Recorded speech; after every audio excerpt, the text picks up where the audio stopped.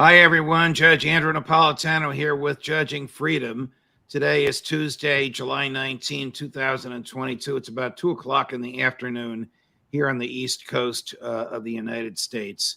I welcome back my favorite military consultant, Colonel Douglas Macgregor, whose lifetime experience in the military is spectacular, as well as his knowledge of history and his knowledge of the military and the intelligence communities as they operate today.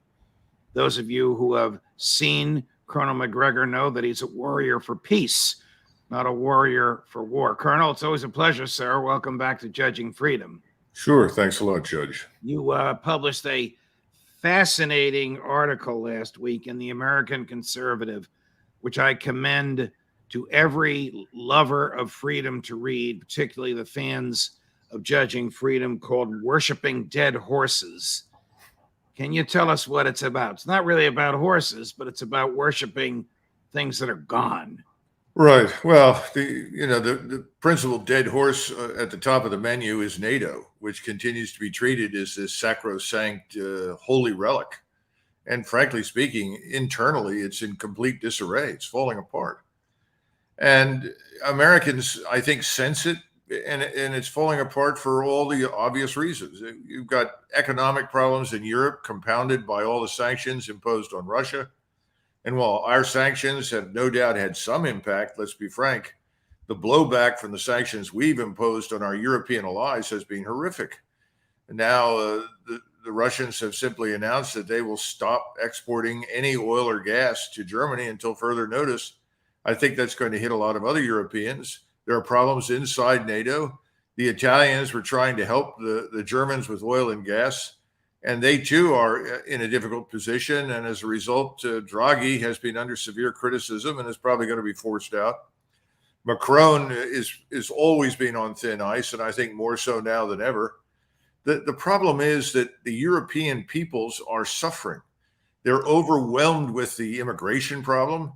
We've got 900,000 more Ukrainians pouring in on top of millions of Muslims. Criminality is out of control, and it's not being reported in the press, but the people that live there know what's happening. And there's a sense that why Russia? If you're an Italian or a German and you look at Russia, so wait a minute. I don't see Russia as evil incarnate, and it doesn't pose a threat to me. And of course, they're right.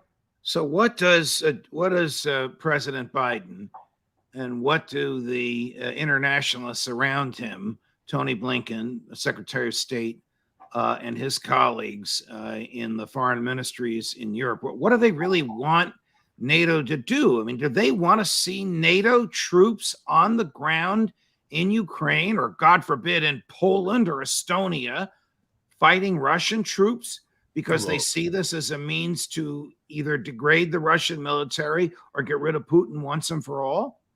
Well, very quick answer on the first one. No one in Europe is interested in committing its forces to a fight with the Russians. They don't see any reason for it. Most of what we call military establishments in Europe are gestures. They're facades. Most of these forces haven't seen any real action against anybody for decades, and they're certainly not up to taking on the Russian military. I mean, remember, the Russian military was this hopelessly inept, incompetent organization that has now withstood 150 days of continuous fighting and crushed the Ukrainian military establishment virtually out of existence, to the point where the Ukrainian government's going to have a tough time just surviving, especially if we stop funding it, which is what we're effectively doing. We've made Ukraine the 51st state. So, no, that first part is nobody wants anything to do with this war, and they know they're not prepared to fight it. As for the rest of it, I think they have went along with Biden's notion that somehow or another this would force Mr. Putin to resign and create a catastrophe in Russia. And they believed it. And now they've gotten an education. Russia has an abundance of resources. It's probably the country in the world that is richest in resources. It's not going to go out of business. And Mr. Putin's popularity ratings are through the roof in Russia. All the Russians see him as defending Russia. Does there come a time when the American government recognizes that the sanctions were a disaster, that they're hurting American business enterprises, they're insufficiently, they're not insufficiently, they're not at all deterring Putin. All these Russian oligarchs' yachts that were seized, that was just for show. Yeah. Is there a time when Tony Blinken and company realized we're on the wrong track and we got to get out of this? I think privately they recognize that they are very much on the wrong track. I think they are taking alarmist phone calls from everywhere from Stockholm to Berlin to Rome, Paris, Madrid. So I think they know that. The problem is they have no plan B. There was never any serious thought given to this whole process. In other words, what was the objective to begin with? No one had a stated objective except to build up the Ukrainian military to not only present a threat to Russia, but to potentially recapture Crimea and harm the Russian military. Well, this is fanciful nonsense that never made any sense. So there is no plan B. So I think they're going to do what you would expect these ideologues to do, which is double down on what they're already doing and then hope against hope that they can outlast this. And I'm not sure that they can. I mean, my recommendation, frankly, is send Nancy Pelosi to Kiev and let her sort it out and just leave her there until it's fixed. She's threatening to go to all places, to Taiwan. And of course, Beijing is not very happy about that. And they're threatening some severe response to that. We'll talk about Nancy later. Tell me about the actual war. I mean, you don't see it on television anymore. You don't even see it on the front pages of the New York Times. So a couple of questions. Are the Ukrainians holding any ground? Have they won back any ground from the Russians? No. Have they actually used American military hardware to attack Russian hardware that is already inside Ukraine? So they're part of Ukraine is bombing another part of Ukraine. And where does Zelensky stand in his stability as the head of the Ukraine government? Well, as you know, Zelensky now fired Bakhanov and several other people that were in charge of the security services. Very senior people. Yeah, it looks like, the last days of Pompeii. The volcano has erupted, and now he's looking for people to blame for the lava flows that are pouring through the streets. So I think that's part of the problem. I don't think Zelensky is really in charge of a great deal anymore. He's got a force out there. The nationalists are trying to control what's left of it. They're rounding up deserters and either shooting them or forcing them back into action. But the truth is the Ukrainian forces are defeated. They can't regain what's lost. Most of the Russian army has been withdrawn, Judge. I'm talking about the combat force. They have been resting and refitting for the last few weeks. And the fighting in Donbass, which was always the critical portion of this operation, because that's where the Ukrainian forces were located, has been done by Chechen forces, separatist forces that have taken heavy casualties, and mercenaries. Those are the ones backed by massive Russian artillery, regular army artillery, but the regular army combat force that we saw at the beginning, that's been resting and refitting. And I think they're preparing for a massive offensive to finish off this war once and for all. And again, Putin is not interested in crossing the Dnieper River and going into Western Ukraine. But I think he will roll up to the Dnieper to a certain point, and I think he still wants to gain control of Kharkov and Odessa. All right, but as you point out in your piece, Worshipping Dead Horses, Putin cannot tolerate a free and independent Ukraine, much less a Ukraine that's a member of NATO, because that's a permanent 24/7 threat to Moscow. Am I right? Well, have I grasped properly what you wrote in this piece? Well, not completely. I mean, it can be free and independent as far as he's concerned. It cannot be a puppet of the West. It can't be a platform for attack against him. Or if it's a member of NATO, he views it as a puppet for the West. Absolutely. Absolutely. In fact, privately, he's told many people he doesn't care if Ukraine's part of the European Union, could care less. His concern from the very beginning was this massive NATO-trained and equipped army funded largely by us. That's no longer in the picture. But what I'm concerned about, what many Europeans privately are concerned about, I know Berlin is very much so. And remember, Berlin is still the elephant in the room economically. And right next to Berlin is a somewhat smaller elephant called Italy. Both of these states are concerned that what will happen is that we will go back into Ukraine in a subversive way and try to continue to use the Ukrainian people and the rump Ukrainian state as an opportunity to attack and threaten Russia. That's what he doesn't want. And that's what Berlin and Rome don't want. No European ones. That means literally in our lifetimes, perpetual war, to the point Right. where finally Putin decides, I don't want to go there. I don't want a border with NATO. Remember, that's one of the things he doesn't want. He doesn't want a border with NATO. He's already got a small one way up north in Estonia.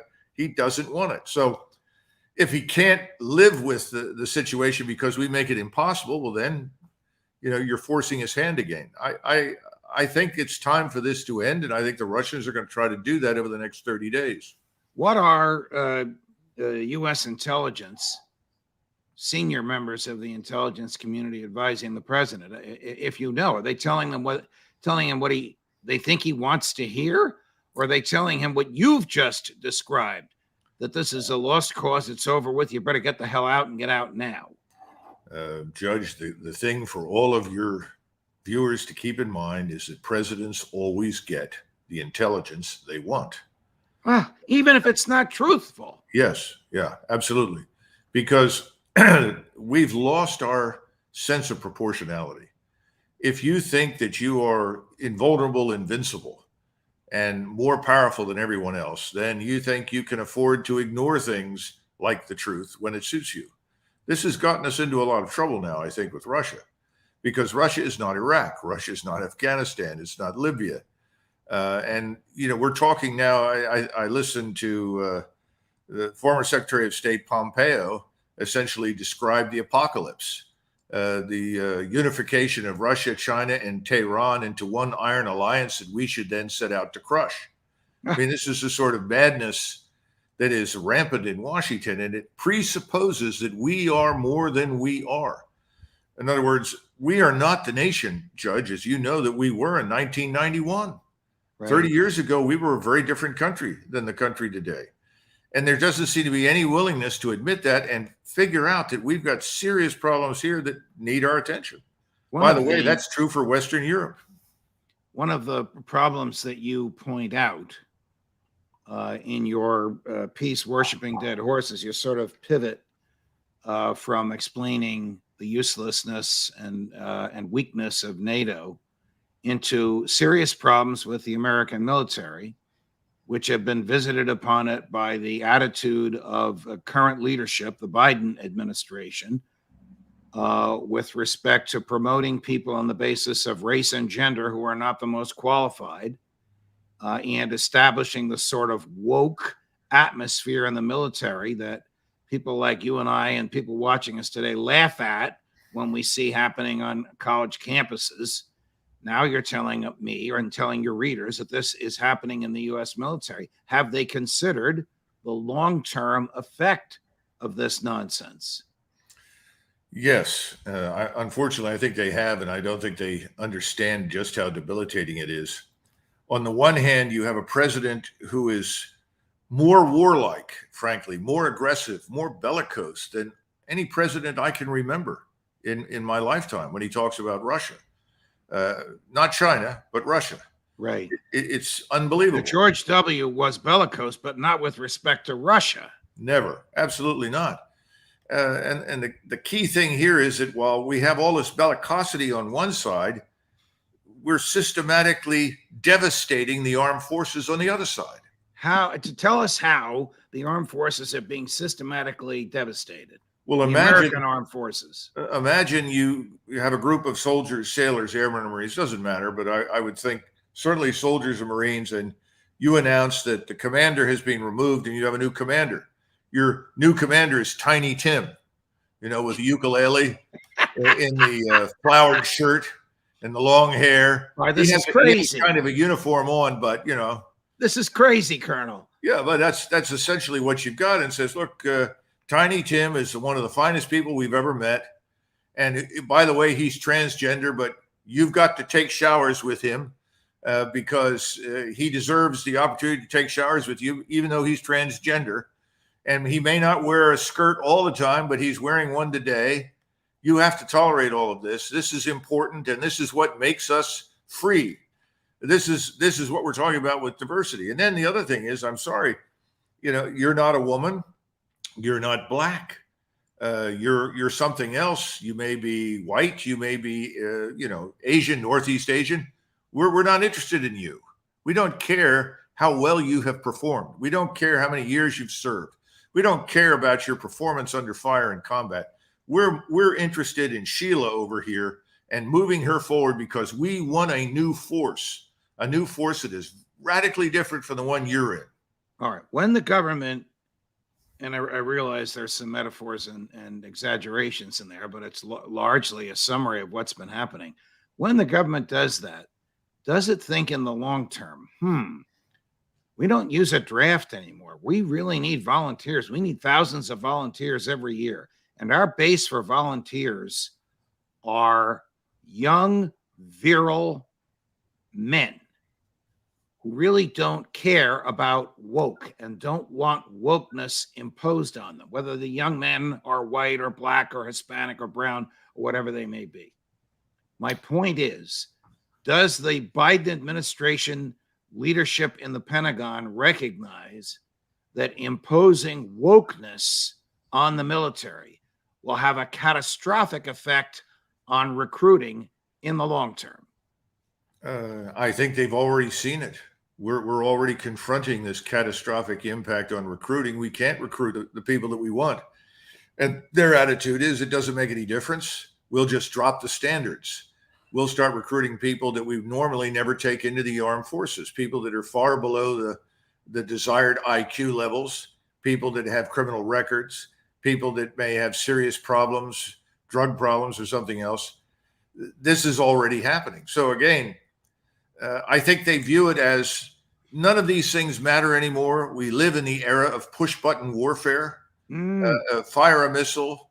We're still the biggest, most powerful, richest country in the world. We can do pretty much as we want. And the important thing in the backs of their minds is that we're building a force that reflects our leftist ideology and values.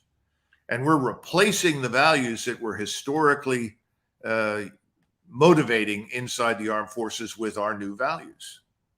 One of my viewers just texted us, who wants to die for Biden and Zelensky. It's just so appealing.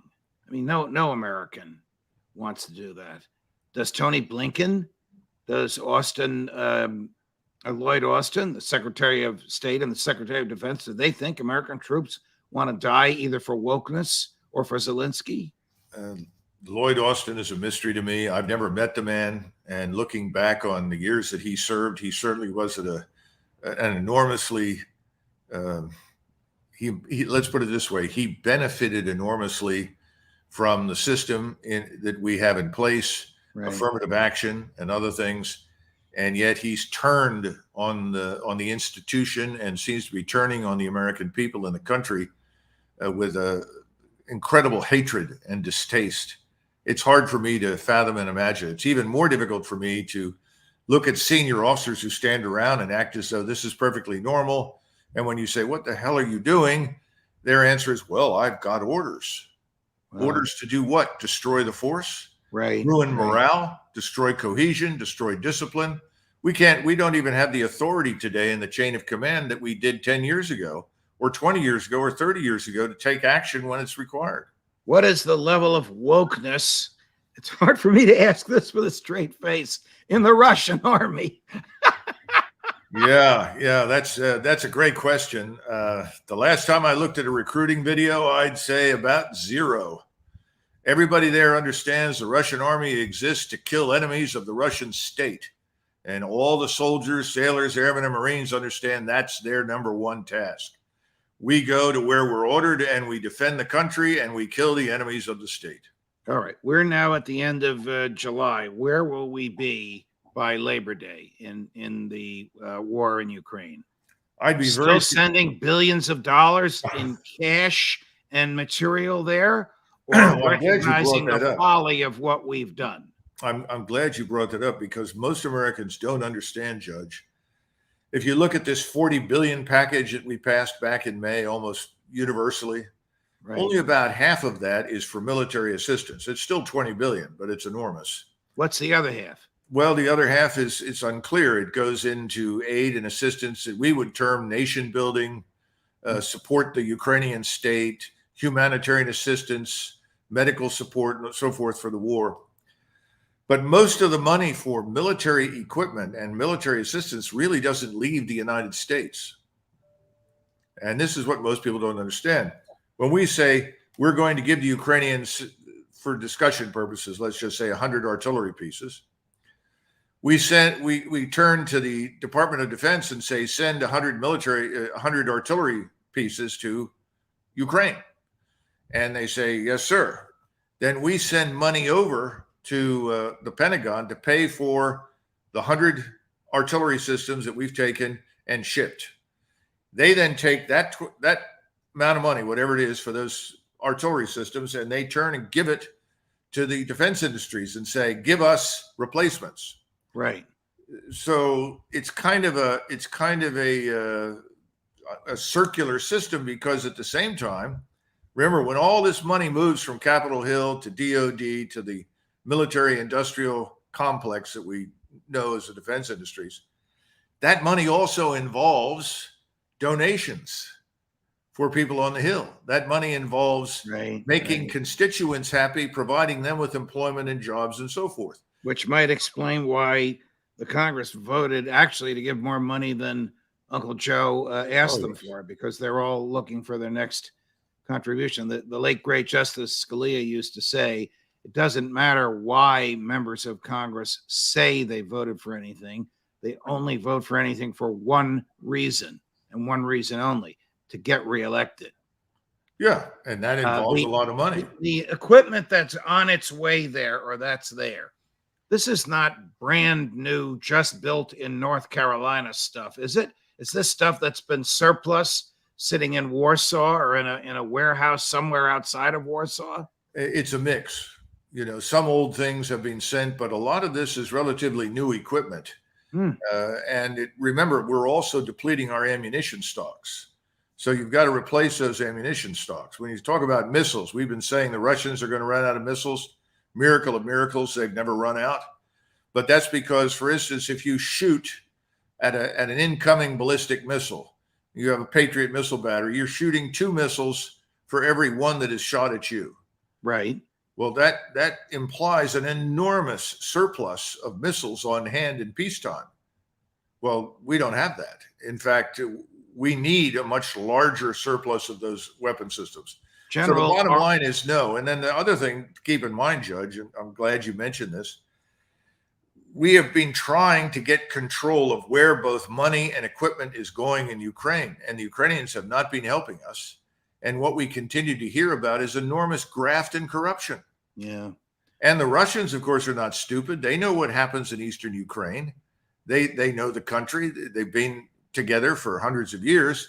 So anything that's really new, like HIMARS that comes in, once it shoots or fires, it's a target.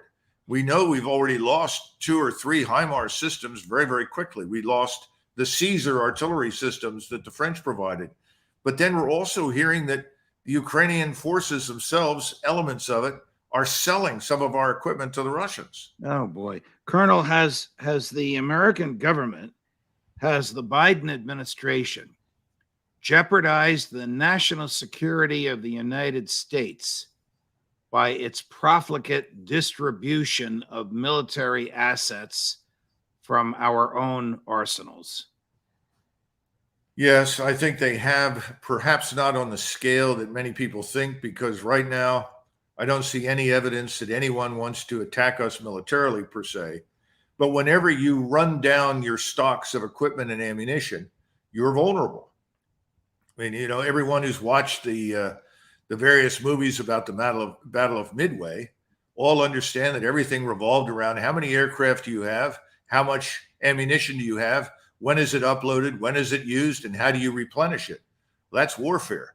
In that sense, we're vulnerable. And in that sense, it's being, in my judgment, irresponsible. Colonel Douglas Macgregor, always a pleasure. We hope you come back and visit us again soon. Okay. Thanks, Judge. Judge Napolitano for Judging Freedom.